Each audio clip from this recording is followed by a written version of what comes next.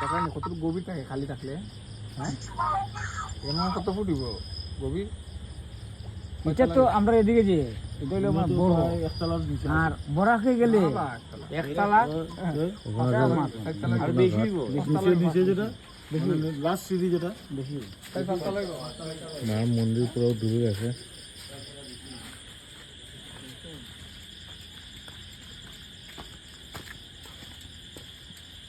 মার মন্দির দেখাচ্ছি, মার মন্দির ভিতরে জল,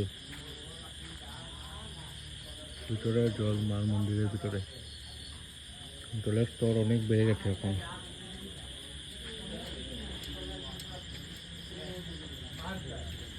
কিন্তু এখানে এখন পর্যন্ত জল আসেনি, বলতে পারি না কালকে সকালে দ্রুতগতিতে জল উঠে যেতে পারে।